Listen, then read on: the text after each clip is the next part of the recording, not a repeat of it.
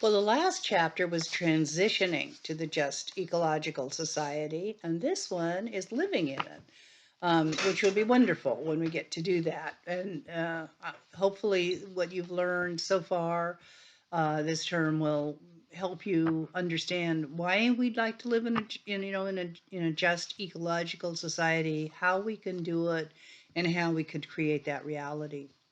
So, how do we organize our circumstances um, to do good things, even when that isn't our conscious intention?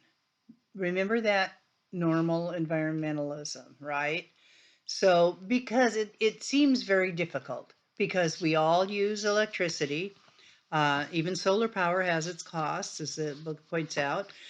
We all buy things without knowing where or how they were produced or how the workers were treated or paid. We all use cars, virtually all of us. Most of us have more clothes than we need, and we're often, thoughtless or ignorant about environmental justice. So, how do we live in a society that, with all of those kind of realities and can be drawbacks to living in a just ecological society? Well, for one thing, you can take encouragement from the fact that we're better than we used to be. We can live in better ways because of the hard work of those organizations and movements that have for generations who've worked to change things. And part of that move towards a just ecological society requires, of course, and you're getting tired of hearing this, but here it is again in this chapter, participation in the political process. We can do our personal stuff. That's really important, and the accumulation of those changes that people do individually, recycling, driving less, etc., is really important. But we also, remember from the previous chapter, need those laws and regulations and rules that change things on a massive scale. So a large part, as we just talked about that, the political part, but a large part really depends on living a lifestyle that's conducive to environmental change. And that depends, of course, to a great extent on individual decision making, how we live our life, what we purchase, what we drive, etc., and how much we drive. And that's Gandhi's paradox again. You're just one person making those changes, but if a lot of people make those changes, it makes a big change. I'm doing aphorisms again. So the only way to obtain environmental normalism without trying is by trying. Because initially, you have to try. You have to consciously do it. Once you've consciously done it for a while, then you don't think about it anymore. You just do it, right? That becomes normal environmentalism. So, what's the A-B split? So, a very common criticism about environmentalism and people who talk about it and practice it to one degree or another is that those who care about environmental issues are actually hypocrites in how they live, because, my gosh, they own a car or they have a pet. Even worse, they have air conditioning, possibly. They take plane flights, on and on and on, ad nauseum, ad infinitum. But is that split really an indication of hypocrisy? Well, for one thing, as we just talked about a minute ago, it's very hard to live in a society that's set up to do those things and not do them to one degree or another. But even so, is the fact that you care about the environment but you get on a plane, is that really hypocrisy? Not being able to consistently match our actions with our values is not necessarily, or even very often, a deep moral failing, which hypocrisy can be construed as, right? So we've already discussed the fallacy of the behavioralist approach in another chapter. That was the idea that environmentally committed attitudes lead directly to behaviors. Remember, we talked about that they don't necessarily. You can know something and not act on it. We also discussed in the context, that same idea in the context of environmental education, that you can learn something, right, and not act on it. The idea that more and better information would change everything, but that's not necessarily true. There's often a very sharp difference between what people say they value, as we know, and we've done it too, I'm sure, and how we actually act. And that's what this A-B split is, an attitude and behavior split. But that doesn't necessarily mean that it's hypocrisy. It means it's a split between our attitudes and our behaviors. Okay? So it's very true that our decisions matter, but it's really hard to make good decisions when the choices are bad, isn't it? Okay. So it isn't just hearts and minds that need to be changed, but what really is at the root of this, the heart of this, is the context of people's lives. And this attitude behavior split gives us an important opportunity for social and environmental change when we begin to understand how it works. One of the things is that it suggests the possibility that collective work might actually create a way of life that is closer to what we say we want it to be. You could look at Soulfire Farms as an example of that, and some of the other examples we've seen throughout the course in the text and in the videos that I've put up. So, for example, you're talking about collective change, which would make it easier for us to do individual change. For example, the majority of people in both rich and poor countries say that they're concerned about the environment, even if there's been very little action taken in certain places and countries. But some action has occurred, and some progress has been made through both local and global scales. So at the same time, though, we shouldn't just assume that that's the way it is. It's just human nature, of people not really manifesting their attitudes and their behaviors, and just let everybody off the hook for that. We have a common experience, all of us, to one degree or another, in one area of our lives or another, many area of lives possibly. The cognitive dissonance that we experience is a discomfort resulting from people recognizing that their attitudes don't match their behaviors. Okay. I'm sure you've all experienced. We have an attitude that, maybe we should eat more healthily, and then we don't. We go eat a pint of ice cream or something. Or we should exercise more, but I don't really feel like it this morning. Our attitudes and our behaviors in many areas of our lives are at odds with one another. And that's cognitive dissonance. We know that, and that makes us feel uncomfortable.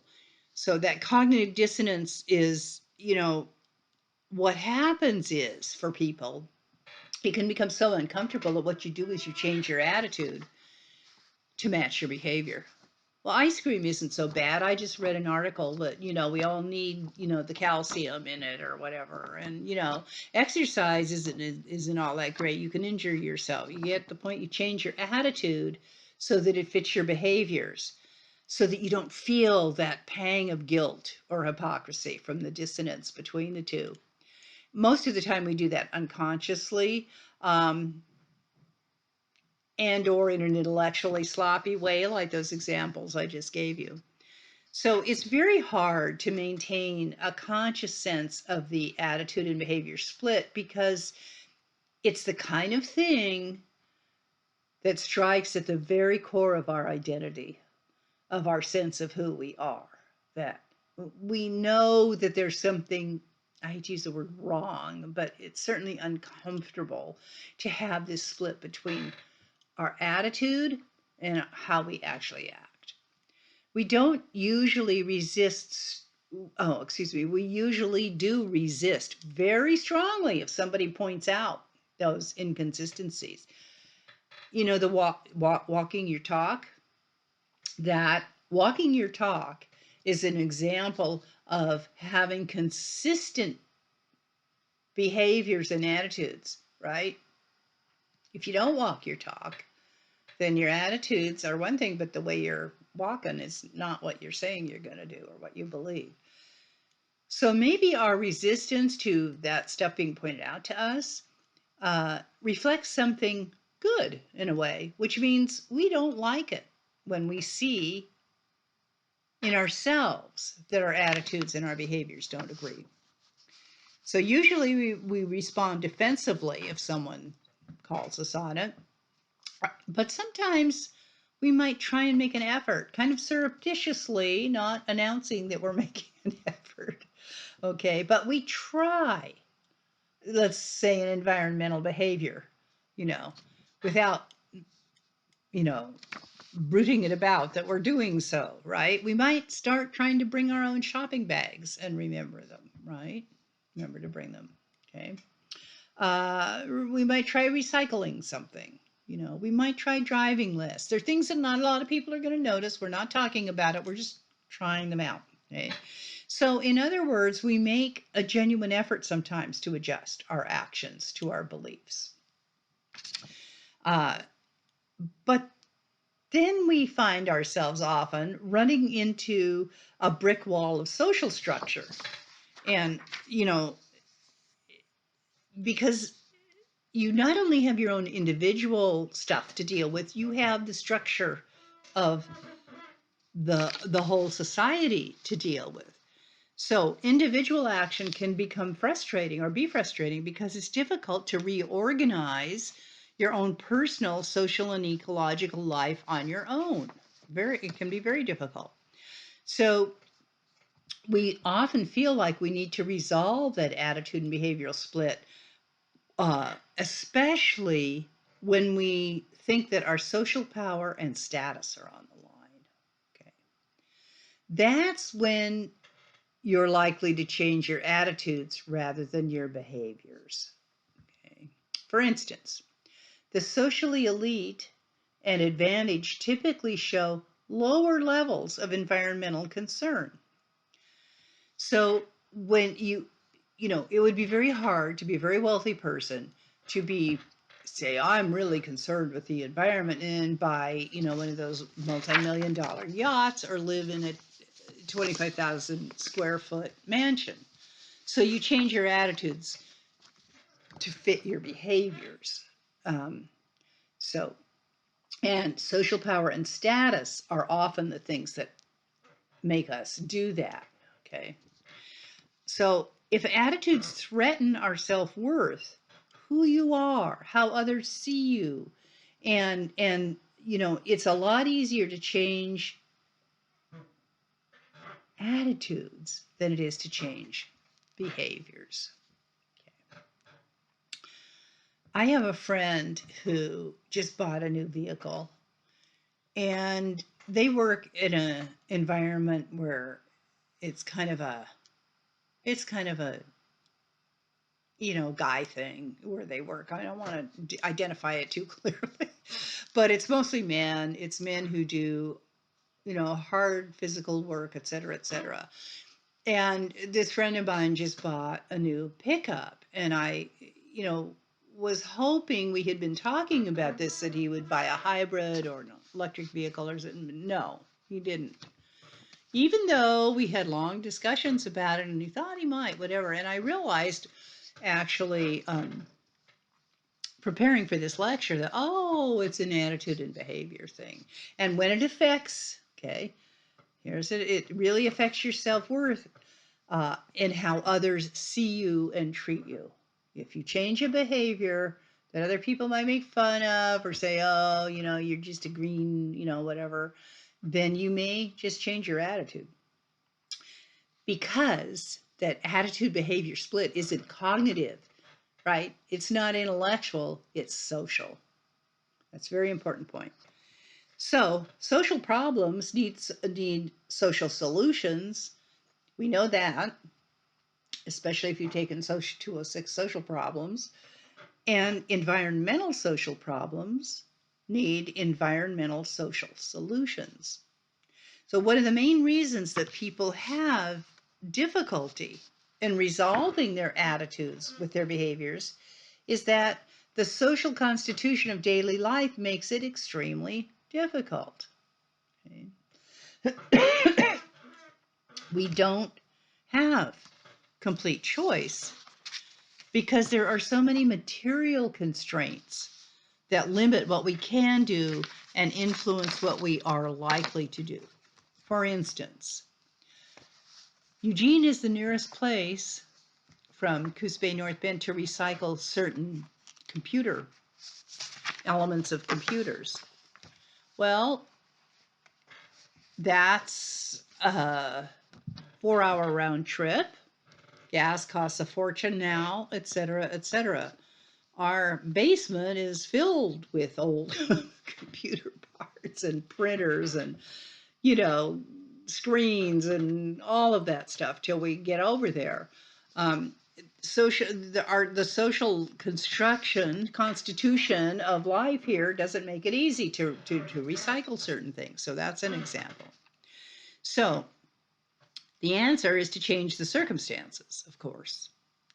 And the attitude behavioral split not only represents the constraints we face, but it can present opportunities. And that's the opportunities of ecological dialogue. When we have the dialogue, we can also have the opportunity to consider our social and ecological lives as well. So, what we may come to a realization of is that the social constitution of our communities may be a big part of our problem, a big part.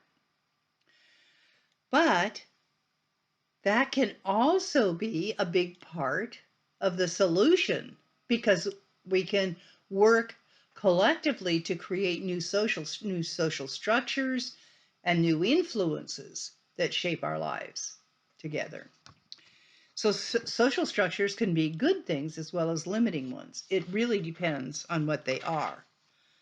They don't necessarily create that attitude behavioral split in and of themselves. It's kind of what they guide us, lead us towards doing and behaving. So if we reconsider them, then we can help heal the splits in our communities, and that's including in the social ecology of our community. So to repeat, it's really hard to make good decisions when the choices are bad. So it's time to make the choices together, right? And this is something we could all, to one degree or another, work on. Okay, sign a petition if you don't want to start a electronic recycling center in Coos County. Then you could sign a petition if someone else starts one, et cetera, et cetera. So the attitude behavioral split doesn't necessarily stand in the way of normal environmentalism. It can actually lead us to act collectively, as I just, gave you that example. Now, how do we reconstitute daily life? Well, remember that old saying from the 60s? I've said it several times, this term. The personal is political. What you do personally is a political act often, or can be. Yes, it means getting political. I know we just had a whole previous lecture talking about this, because it takes politics to make normal environmentalism unpolitical. It takes participatory democracy to create a system that just makes normal environmentalism normal. Okay. I think one example that's happening is, although it isn't actually, it's political in kind of a diffuse sense, but they're bringing your own bags now to grocery stores. I mean, for generations, well, actually, people did do it in the old days, and then it all went away. But now, if you want a bag from a grocery store and you didn't bring your own, you have to pay for it. That's completely changed things. Okay.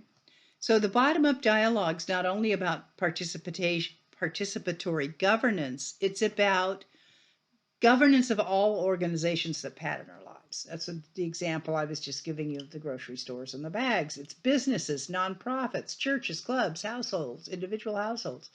It will involve changing both how we socially construct our lives and how we socially organize our lives. It's both the material and the ideal. Okay. It's going to take a lot of work.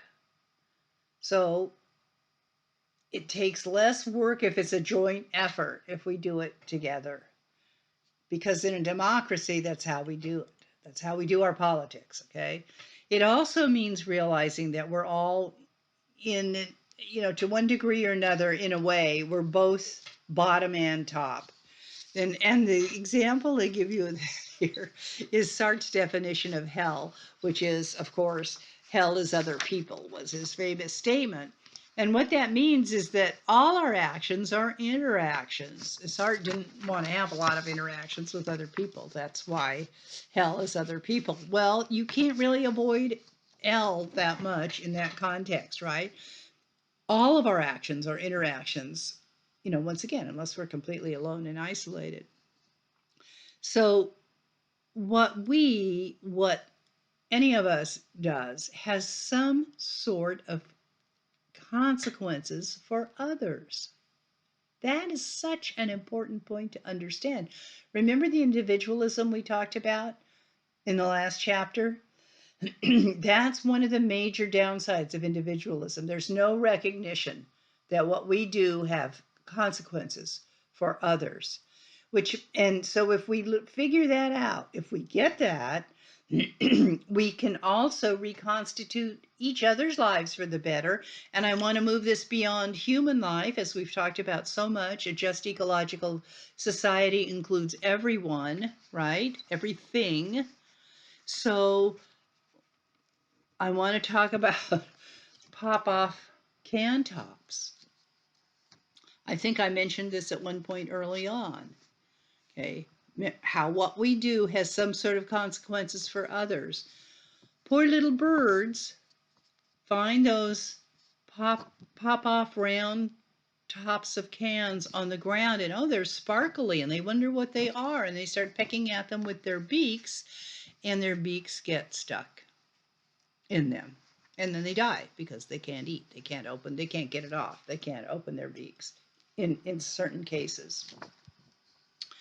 So that's an example of how that's just consequences for little birds, not big human beings, but that's a consequence of something that we do unthinkingly, just unthinkingly. Okay, so let's look at greening cities, for example, is something we can do.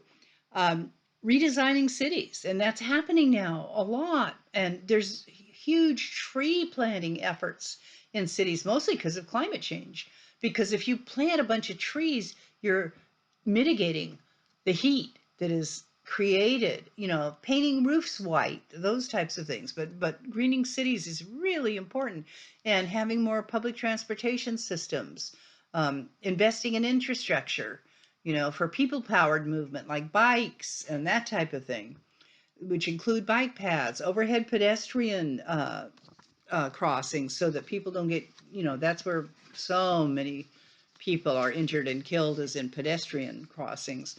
And you creating realistic alternatives to car use, like real mass transit that really works. So those, designs and the priorities behind them make all the difference. And we can certainly learn a lot from Europe here, the amount of biking that's done in the Netherlands. I think it's like, what did they say in the book? 57% of people commute by bike in the Netherlands, and all over Europe, people bike much more, ride much more public transportation, but that's because the system is set up to support that, right? It's not dangerous to bike in those cities. Like in Eugene, you can go, there's a fair amount of biking in Eugene, nothing like in Europe, but you can find the memorials to people who've been killed on bikes in Eugene. There's flowers and, sometimes a bike chained to a stop sign or something. It's dangerous in a city in America to bike. No wonder people don't do it very much. What about greening capitalism? So, how do you green the economy? That's, and the economy is arguably the most important aspect of our daily lives. And, in some cases, right now, the economy is greening our lives because people are figuring out, gee, maybe I can limit going to the grocery store so often because gas costs so much money and buy more at one time, or I can stay at home rather than, go to wherever on the weekend or something. The same with planes. There's been a lot of discussion with all these plane delays and things this weekend in particular. People are going to stop flying for a while. Well, that's greening. It's the economy that's kind of struck the structure. It's forcing some of those behavioral changes. So one of the things that reorganizing our daily lives means is overcoming that intellectual separation between economics and ecology. And the first step is to watch out, be aware, beware of the that saying, the market is going to fix everything. The market knows best arguments, as they say. If there's a problem with the market, fix it. Well, the market isn't fixing it very well right now, is it?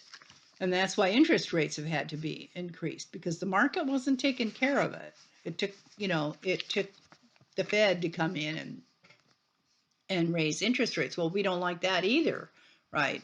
So you see how you have to beware of those kind of arguments about, oh, capitalism, it'll just balance out, it'll take care of itself. What about the government? If the government just get out of the way argument, let the people's voice be heard through the buying decisions. Well, that doesn't necessarily work either. Look what's happened with the price of vehicles, for instance, with buying decisions right now. Okay. But as we've learned, especially, in chapter 4, about when we looked at the economy, the state is inseparable from the market. Without the governance of trade, the money supply, police enforcement of property rights, and more would be in a chaotic mess. But the question is, whose rights get protected? Okay. The free market isn't free. That's the first thing to understand. Freer for whom? The bottom shouldn't be afraid to call for the top to transform the economy so it's more sympathetic and just, right? It's certainly, the market is not sympathetic or just at this point.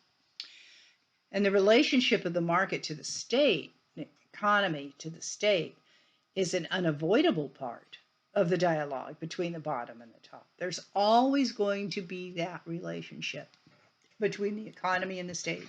But how does that manifest? What does that look like?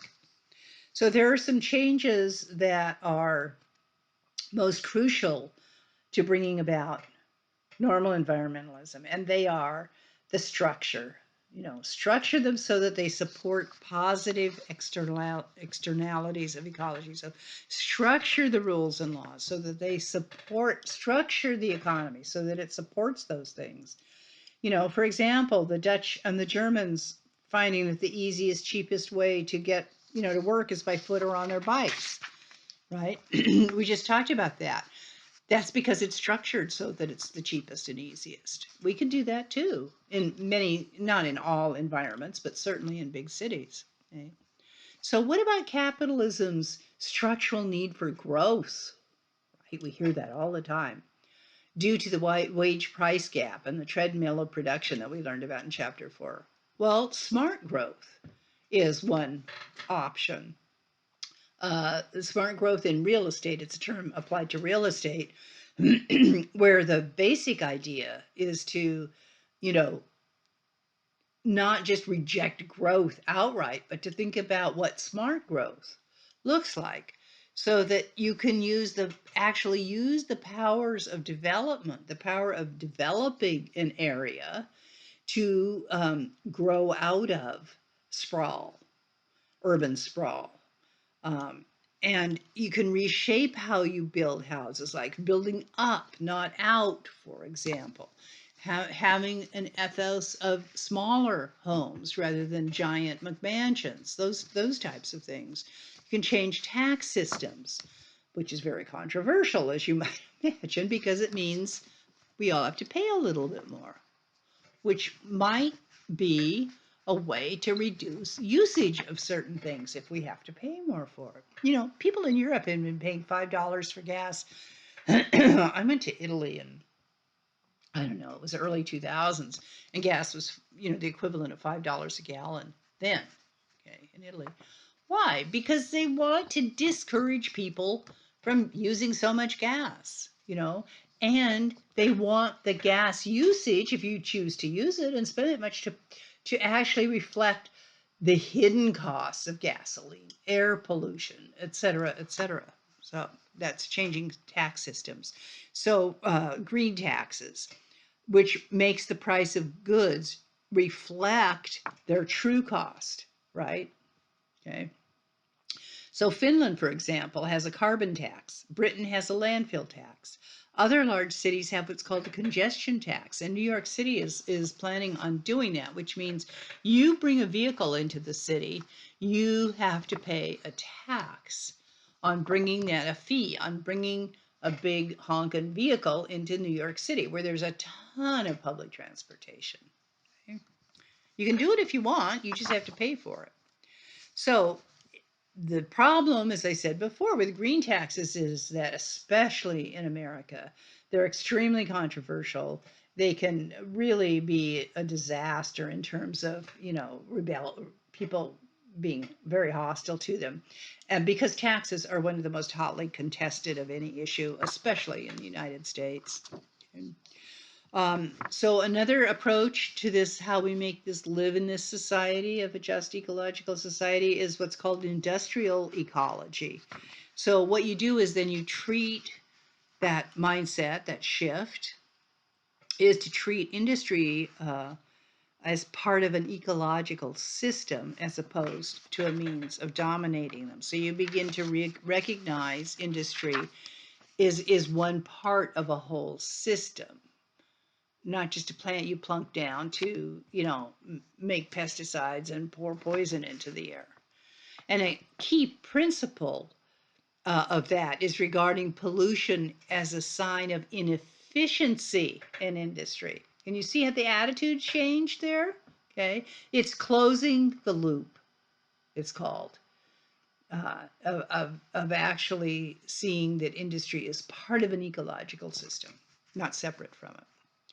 There's also been a lot of growth in green labeling, which tells you if something's organically grown or not, how it's grown, where it's grown is important, and that those labels are verified through third-party certification. In other words, if it says certified organic, that means it's certified. It isn't just somebody slapping a label on it.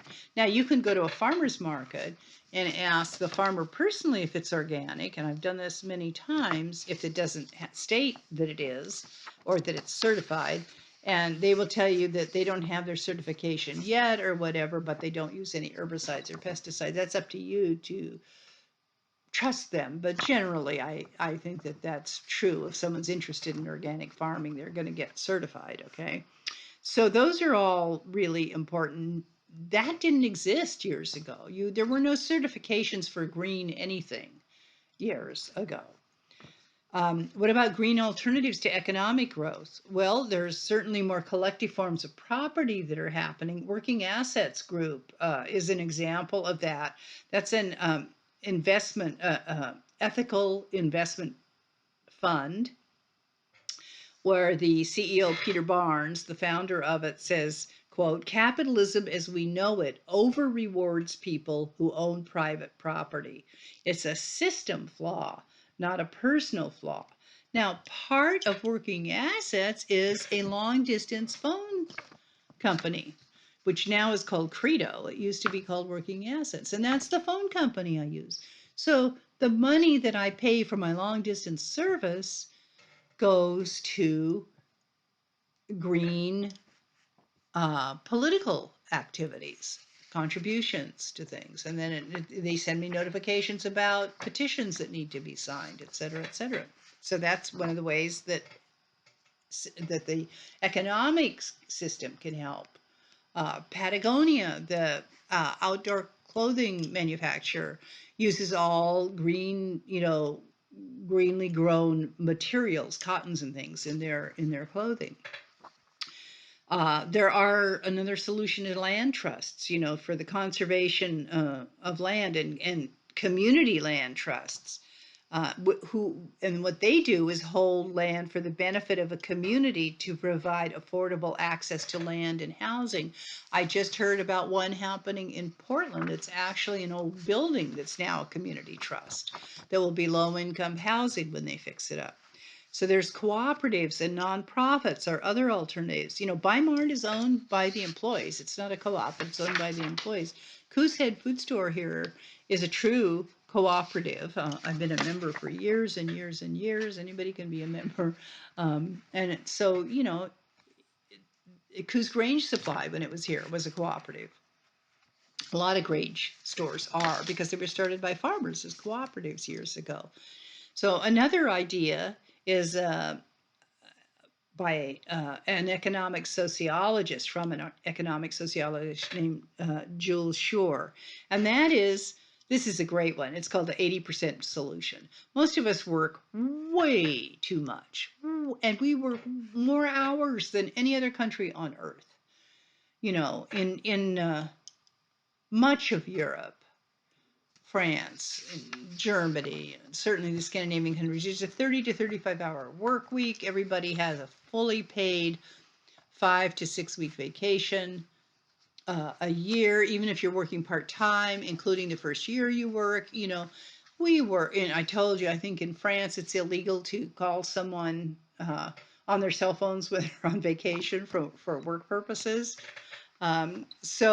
Yeah, we work way too much in America. While at the same time, we have people who can't find jobs, right? So the 80% solution by this economist would be that the employed work 20% less hours, and that would allow unemployed people to gain employment. And the idea here is, I love the way he puts this, you work less hours while encouraging a culture of plenitude. Like, we have plenty, we have enough. Think of enough, which is satisfaction with abundance rather than a constant lust for more. And as I said again, that's how Europe does it. So living today is both simultaneously local and global. That's a famous saying also from the 60s. All these sayings came from the 60s. Think globally, act locally. But the relationship can also be the other way around. Think globally, act locally. Act globally, think locally. So because our daily lives are also manifestations of the global, especially now with globalization, I challenge you. I forgot to have you do this earlier in the course. Go home, and when you're getting ready for bed or getting undressed or whenever time's comfortable getting dressed, see if you can find some article of clothing that's made in America. Okay, look where they're made, and then look at the things in your house. Whether that's your coffee maker, your television, your smartphone, whatever. I would be interested, it's a little late in the term, but I would be interested to know if you find anything. Occasionally people do. Red Wing boots, for example. They're amazing boots. They're made in America, and they cost a fortune, So now thinking globally and acting globally is even more important than it was when that saying was created in the 60s, okay? So if you know this, that there's this, globalization that is, when you're in today's life, that you're interacting with the global system as well as a local system, uh, what that suggests is a fundamental redirecting of how we think about environmental issues. They're not necessarily remote, but they can be remote. And so this doesn't mean that place doesn't matter. If anything, it matters more. The concept of environmental flow, now, isn't that a nice term? Helps us to see that to do something in one place probably has an effect in another. The butterfly effect, that's called. Check out the butterfly effect. Google it if you're not familiar with it, and you'll see what that means. So, uh, doing something in one place, one locale, can actually have an effect in another one. And one of the places that really matters is the state. Okay, so uh, the World Trade Organization, for example, was just doing horrible stuff with, trade, global trade, and there was a really big demonstration against the WTO.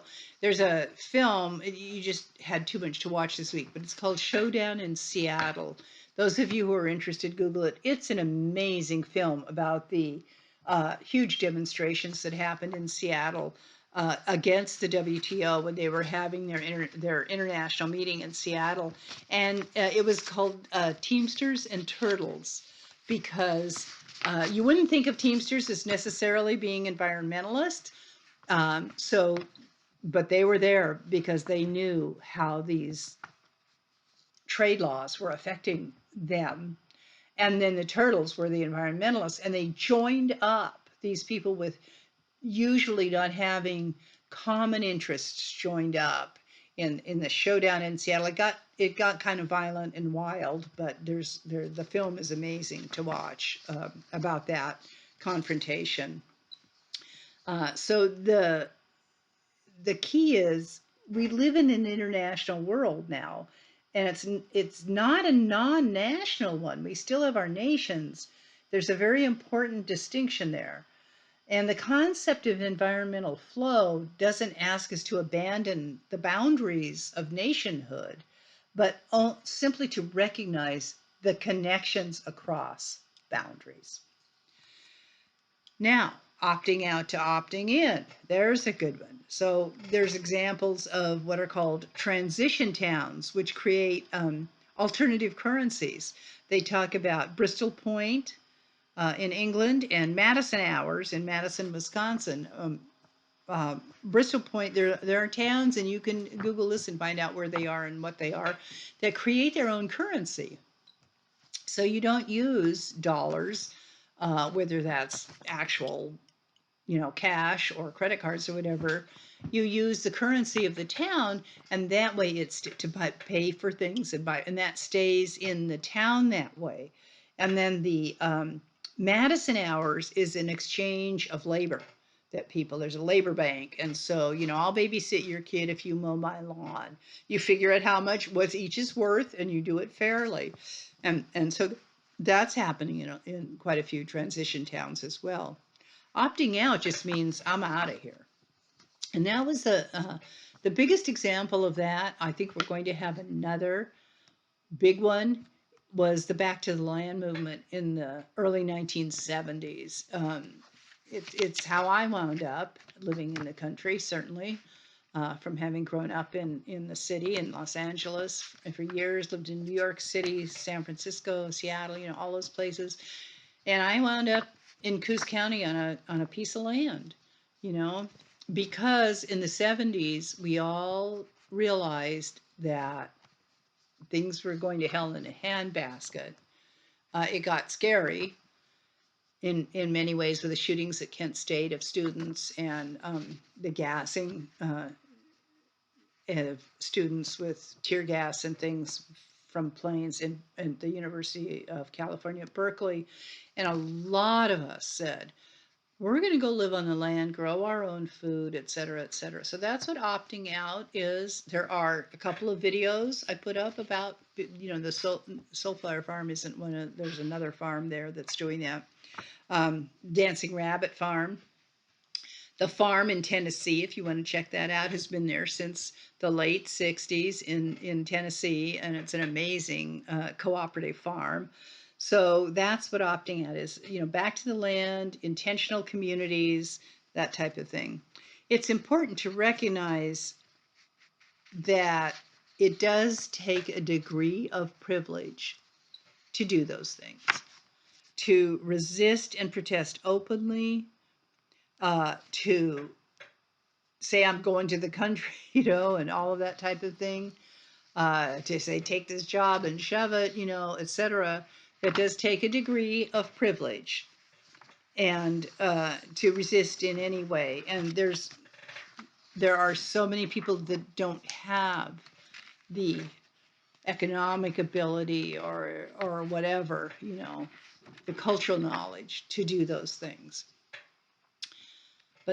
But many people do, and many people are getting fed up enough that they're beginning to think of ways to really change the systems.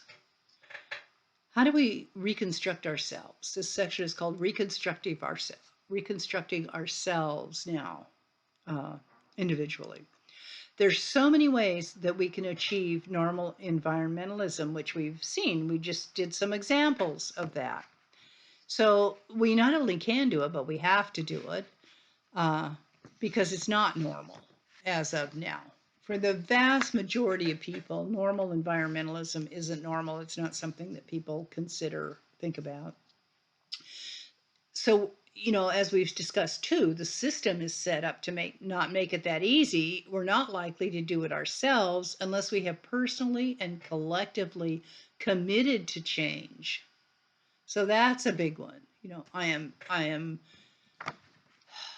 are so many examples, but, I am going to recycle from now on. Think about your diet and what you eat and those types of things as well. Starting with small steps, making one commitment to one thing can lead to another. I mean, packaging drives me crazy, but there's not a lot you can do about it. Now, at Coosehead Food Store, there's bulk food. If you have bulk foods, so that you buy things, and you put them in paper sacks to take them home, then you're in a lot better situation. Things like, I'm thinking about flour and, grains and popcorn and beans and, all of that type of thing. So sugar. So, you have to be committed to making a change of some kind. I'd say start with a little thing. It's important to recognize the interactions between the collective organization and our personal lives, and how we use both of those things, the collective organization and our personal, how we use, what ideas we use to construct our own lives. How do you think about yourself? What do you value, right? What is your identity? What do you model for others? All of those things are the ideas that we use to think about both our personal lives and our collective lives. We're more likely to think about the environment when our community lives are constructed in a way that encourages us to do so, which, as we've talked about, currently it's not very set up that way in our society. So we can help make that happen because individuals, here is the interesting part of this. We need the collective lives to encourage us to think about the environment. But we can help make it happen because it's individuals are the agents of community change, as we've been talking about, okay? It's a collective of individuals as much as it is the opposite. And that collective of individuals is Gandhi's paradox in a nutshell. So in other words, our personal values and actions do matter. And Margaret Mead, the great cultural anthropologist said, and I used to have this on my office door and in the classroom, never doubt that a small group of thoughtful, committed citizens can change the world Indeed, it is the only thing that ever has. So an example of that is, this idea of conscious consumers, and I've just tried to really explain some of the ways you can think about being a conscious consumer.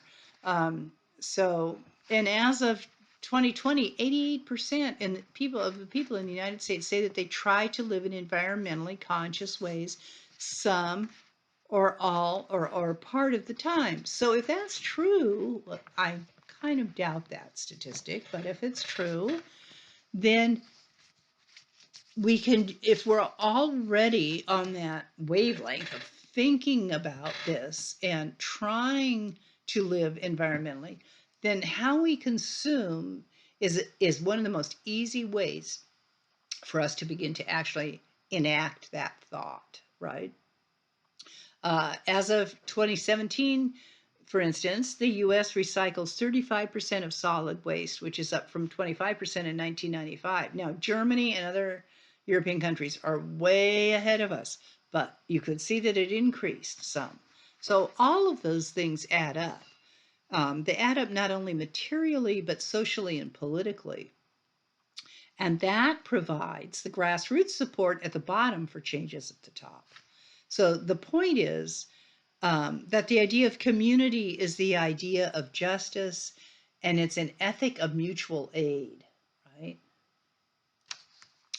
So each of these three central ideas of environmental justice, justice across time, justice across space, and justice across species, challenges a different dimension of the boundaries of concern. So justice across time is the concern between the present and future generations. And I will one more time mention the Native American concept of the seventh generation. Thinking about the consequences 7 generations out of some behavior. I think it would be great if we could just do 1 or 2 generations, and we could begin with that, right? Just what does this mean for our children? What does it mean for our grandchildren? Justice across social space is a concern between human groups. Black Lives Matter is an example of that. Just the name of the movement is an example of justice across social space. What about justice across species? The concern between humans and the rest of creation, right? So people who go down on the beach cleanups every year here and in other parts of the Oregon coast and around the country where there are beaches, and clean them up. And now real concern will really have gone a long way when we don't have to do that, when we don't have to clean them up, right? Because then it will be the people that are creating the trash that aren't creating the trash anymore. So that's justice across species and across humans and the rest of creation. So the last boundary, of course, is the most difficult because it's very hard to have, for many people, most people, to have a sense of community with the whole ecosystem. It's something we don't usually think of as an intentional actor in our lives, the ecosystem, right? But here's where this idea of the solidarities, the affiliations between the bottom and the top can help. So one of the things we have to do is to begin to realize that all communities are basically imagined, right? And that's why trust is so important, because we can't get into another's mind. There's no way to do that. We're always guessing, watching, trusting for signs of solidarity, for common interests, common values, commonality. That's what solidarities are. Well, if you're doing that with human beings, and we do it unconsciously for the most part, we can apply that to human environmental interactions. So what we need to do that is to imagine that the whole ecosystem is a form of community as well. Now, there's a couple of debates about how to do that. Two debates, basically, uh, within environmental ethics. One is the anthropocentric, human-focused anthropocentric environmentalism versus ecocentric environmentalism, where the ecosystem is what you're focusing on. So, anthropocentric environmentalism says that we should consider our own interests first as humans in interactions with the environment. And those interests would be, for instance, some of them would be human justice and social groups. And also that we should consider the environment's interests to gain our own. So the only way in an anthropocentric viewpoint uh, here is that yes, you should help, you will wind up helping the environment if you help yourself, right, in terms of justice and equality. So, in other words, that the environment, uh, if you treat the environment well, it will treat us well in return. So that's a solidarity of interest. But can you see it? That's all focused on the human. Ecocentric environmentalism suggests that we consider the environment as a moral entity in its own right, with its own beauty, and that we see ourselves as part of that moral entity. Now, I put the Rights of Nature video up for you this week, and both your chapter paper and your discussion is about that video because it's addressing this very issue that nature has rights in and of itself. It's an ecocentric viewpoint of nature. And what this means is that we need to go beyond calculated human interest and recognize the importance of the term respect for nature. It is usually the most difficult side of environmental ethics for people to accept. You will find in watching the film, and maybe in some of the things you've learned previously this term or in other classes, anthropology classes, cultural geography classes, that it's not difficult for indigenous people to get that at all. They've got it. That's their ethos. But it's difficult for us because of our individual and instrumental thinking that's very characteristic of Western society, particularly this time. Okay, so the challenge is particularly hard for us to think of, the ecosystem as, as us as part, as a moral entity in and of itself. It's hard because the environment doesn't speak, at least directly. And I had to write myself a note here that says, no, it doesn't, because I think it's speaking pretty loudly right now. Even right now, the wildfires are burning in some places. The first severe hurricanes and floods have just hit in other places. It is speaking to us. I think the question is, can we hear it or not? Do we recognize it or not? So it is important, though, to make the case for a solidarity of sentiments. Excuse me, if for no other reason than for our own interests. Excuse me, I have some water. If for no other reason than for our own interests, we need to have sentimental bonds with the ecosystem as well. I think that is so true. I actually think that's at the bottom of it, recognizing the beauty,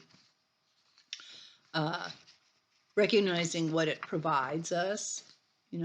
I think having the concept of the earth as a mother, which is many indigenous cultures see the earth that way, is helpful here. Okay, so if we have this solidarity of sentiments with the ecosystem, then we have to have sentimental bonds with it as well. And that means that the issues of democracy and government and bottom and top and, normal environmentalism and mutuality and all of that mutual aid pertains to all life, not just human life, but non-human life as well.